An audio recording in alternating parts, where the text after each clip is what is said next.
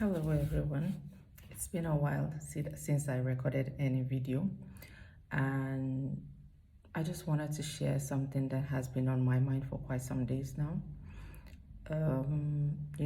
With our parenting a child with autism, we parents tend to have a lot of fears, and I have been thinking about what my biggest fears were, and I thought that uh, you know the fears that we had in the past, I thought those were bigger. I recently noticed that the older my son gets, the deeper my fears are growing. And this is just me sharing. It's not that I'm panicking or anything. I'm just sharing so that, some of us parents can also, have think about a thing or two about what their deepest fears are and how you intend to combat those fears, because these are things that are very, very, very important and can be really scary for any parent. So in the past, I used to say that our biggest fears were his inability to express himself when he's hurt or whenever he's sick, verbally. It used to be a struggle, understanding whenever my son is ill or whenever he's wounded, or whenever he's sick. I had to do a lot of investigations on my own to be able to know those things, and over time I got used to doing it. And lately, as I now, he's able to, to some extent show me when he has a wound. At least he says boo boo. He's been saying that for since last year now, and he will actually show you, or he will go take a plaster or a bandage to give you to treat the wound. Or sometimes he goes to bring the first aid kit, which is great, right? And so, like I said, I thought that that was I used to say that was my biggest fear, and my husband's. And then something happened last week, and I realized that this that was just like, I don't know, it's not as scary as what is to come as my son grows. So last week, I think for some weeks now, we've been getting, some complaints, not really feedback from school about my son behaving inappropriately with students. I think it's just, his own way of playing, but it's a bit too extreme. And in his way of playing, he takes his classmates' glasses, those that use medicated glasses, and once or twice he threw it in a very, he threw it in a place that it's like, he threw it away. He threw the glasses away, but nothing happened. The glasses weren't damaged. So then last week, Friday, I was met with a pair of glasses when I went to pick him up in school, and I was told that he broke the glasses. Now, I know he can do, he can throw things away, he can yank things from people's hands, but he's not really that person that, damages stuff like that. At least not that I have noticed lately. But anyway, so his facilitator gave me the glasses, saying that my son broke the glasses, and it had already been damaged last week. I think when he threw the glasses away, and the parent fixed the glass, when this time around it's like broken the second time. So I collected the glasses anyway. That was what I spent my Saturday doing. I spent a lot of time at the optical store trying to get the glasses fixed. So I was discussing with my husband, and my 10-year-old suddenly said, but she had other kids say that it wasn't my son that broke the glasses. It was another kid that broke the glasses and put it in my son's hands, because obviously he cannot express himself. He cannot say, he cannot say, I didn't, he cannot express himself verbally. And so I asked my daughter how many kids were there, and she told me a certain number of kids claimed that another kid broke the glass and gave it to my son to hold, and then and blame it on him. And some other kids also claimed that it was my son that broke the glasses. So I called this teacher and I had a discussion with her and asked her, did she see him break the glasses? And she said no, but the kids said he broke the glasses. And I asked her, but some other kids also said another kid broke the glasses. So it was quite a controversy. But anyway, long story short, I really couldn't fix the glasses. And when I got home, my husband was really pissed because of, after all, we heard from my daughter saying that some other kids claimed my son didn't, he didn't break the glasses. And my husband was ready to go to school on Monday, set up a panel, to find out exactly what happened, because he was really, really pissed. And as you can expect, because you wouldn't think that children should be doing such things, like children will be, will make up such things, and it's actually hard to believe. And who do we even believe at this point? We have a group of two students saying he didn't break it, and some other students saying he broke the glasses. Anyway, because the parents eventually, the parents of the kid that the glasses would got damaged eventually,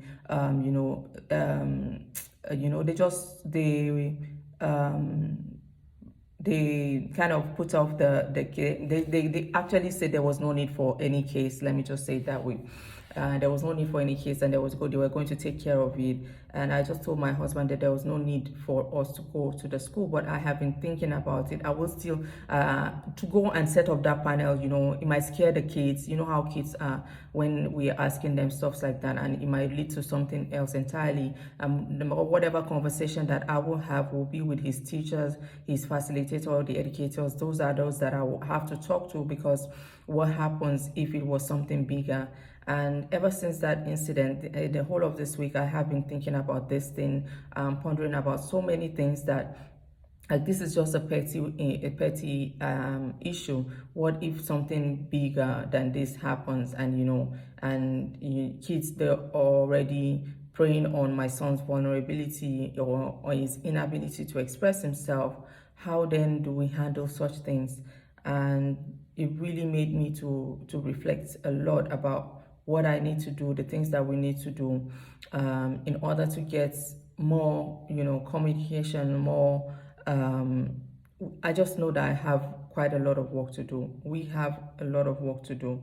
Like I said, I am not panicking, although yes, the fear is there, but I know that as we have passed through some other things, that, those fears that I had in the past, I thought those were the biggest fears, but now, something else is here. And this too, I definitely, like I always say, and I believe will pass. I will be able to figure out something eventually, because I always like to when I know that there's an issue, I like to take my time, to research, to talk to people, talk to experts that know better, because I don't know it all. I don't have all the answers. So I also have to do my own consultation to be able to figure out how we can get out of this phase. But I know that we will get out of it. And other than school, so, this has actually been happening for a while at home also, with his siblings. And the funny thing is, I never took it seriously, because it's between his siblings. And this is one of the reasons why I am sharing it also. Sometimes the children are exhibiting some things at home. We don't take it seriously. We think that, oh, it's just at home, and then until when it happens in a large scale or outside of the home, that we start to panic. Because I have seen this happen several times with my kids. His sister, my eldest, used to, whenever she doesn't like to eat something, she will put his food, her food. She is the picky eater, so she will take part of her food and put it in my son's food, and to think that, she finished eating her food. She used to do that a lot when she was, I think like 5, 6. She used to do that a lot, and blame him for some things. But because I know the things that he can do, I know some things that, and sometimes I am very, very observant. It's not even sometimes, I can be very observant. If I put something there, I know the amount of, I can measure, I know exact amount of food that I put for him.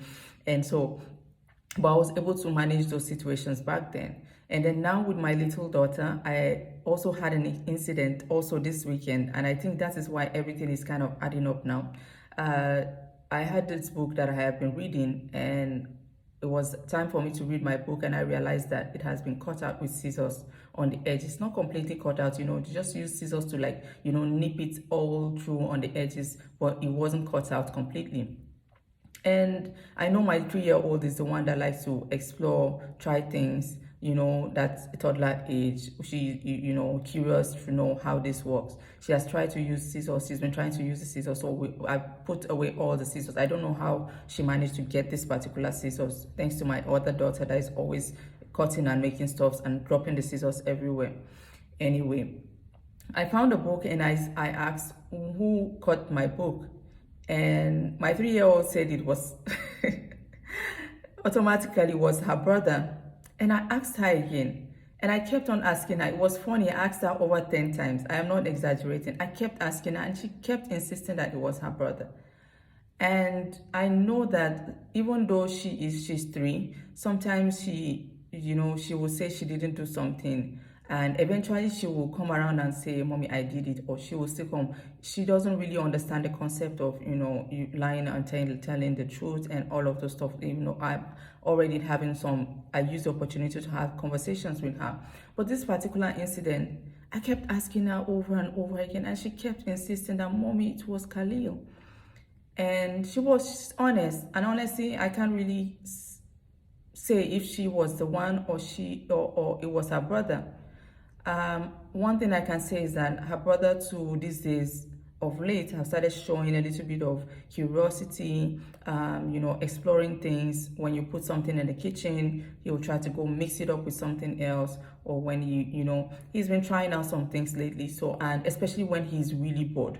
So I noticed that sometimes he goes into the bathroom when he's bored. He will go into the WC and try to take out everything from the way you flush the water, trying to see what is in there. I haven't seen him work with the scissors before, and that is why I was doubting that he was actually the one that cut out the books and not her.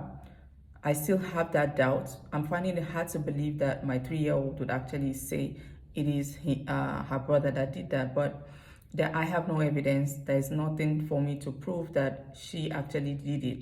And I have been in doubt, like, whether to accept that he actually did it.